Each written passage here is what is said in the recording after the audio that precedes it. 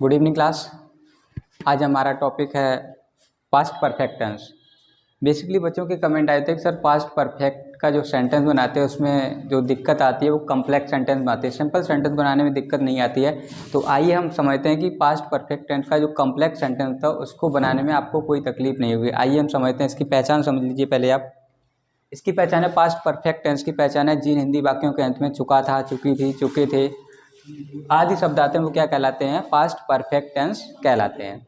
इसकी helping verb होती हैं सहायक क्रियाएं। दोनों कर्ताओं के साथ सहायक क्रिया आप क्या लगाएंगे? हैड का प्रयोग करेंगे, चाहे वो एक वचन करता हो या आपका बहुवचन करता हो, दोनों कर्ताओं के साथ आप सहायक क्रिया हैड बीन का प्रयोग करेंगे। इसका से मेन वर्ब की थर्ड फॉर्म का प्रयोग करते हैं। स्ट्रक्चर के माध्यम से आप समझ लीजिए, सबसे पहले आप सब्जेक्ट लगाएंगे, सब्जेक्ट के बाद क्या लगाएंगे? आप सहायक क्रिया हैड का प्रयोग करेंगे।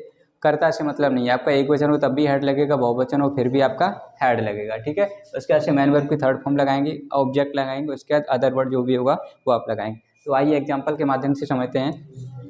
एग्जांपल आप समझ लीजिएगा, जैसे सीमा स्कूल जा चुकी थी।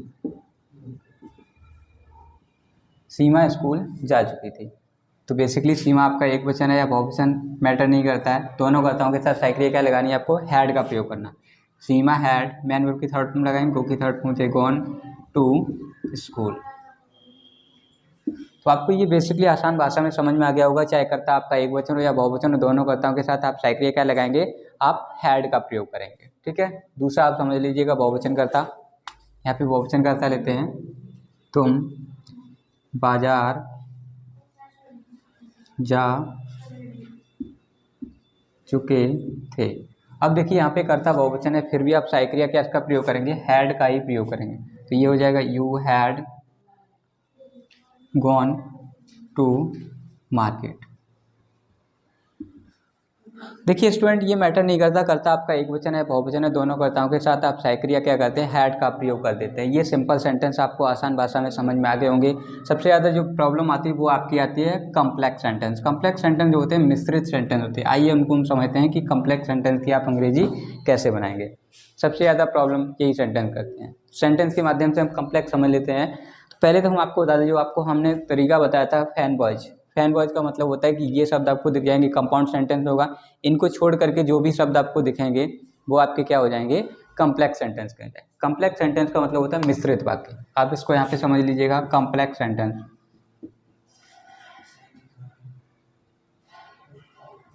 कम्प्लेक्स सेंटेंस का हिंदी होता है मिश्रित वाक्य।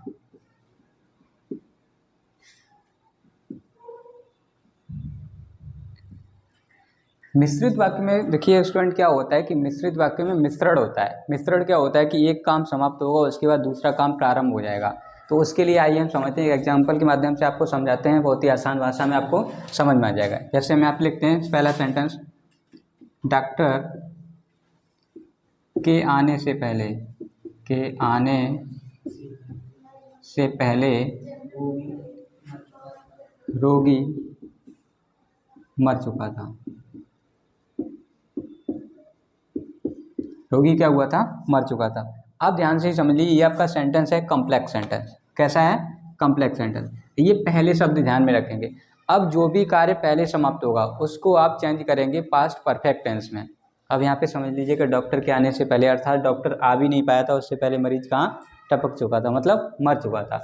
तो यहाँ पे काम पहले कौन सा समाप्त हो रहा है? ये वाला आपका काम समाप्त हो रहा है।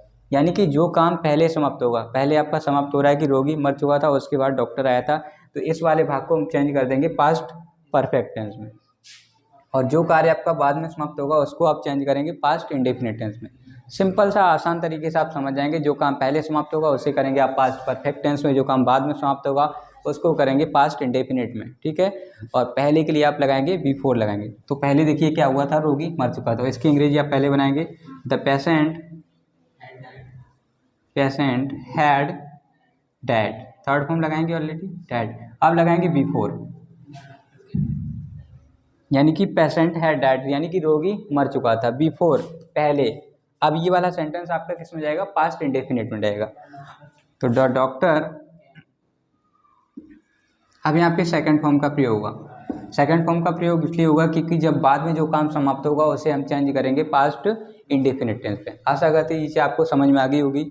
यदि आपका कम्प्लेक्स सेंटेंस होता है, जो काम पहले समाप्त होगा उसकी अंग्रेजी आप बदलेंगे पास्ट परफेक्ट टेंस में, जो काम बाद में समाप्त होगा उसकी अंग्रेजी आप बदलेंगे पास्ट इंडेफिनिट में। जैसा कि आप यहाँ पे देख पा रहे हैं, पेशेंट है डैड बिफोर द डॉक्टर केम, यानी कि डॉक्टर के आने से पहले रोगी मर चुका था। तो पहले रोगी का काम समाप्त हो चुका था, यानी कि रोगी मर चुका था, ये कार्य पहले समाप्त हुआ। उसके बाद क्या हुआ, डॉक्टर आया, यानी कि रोगी जब मर चुका था उसके बाद डॉक्टर आया था। तो आशा करते हैं ये चीज़ आपको समझ में आ गई होगी।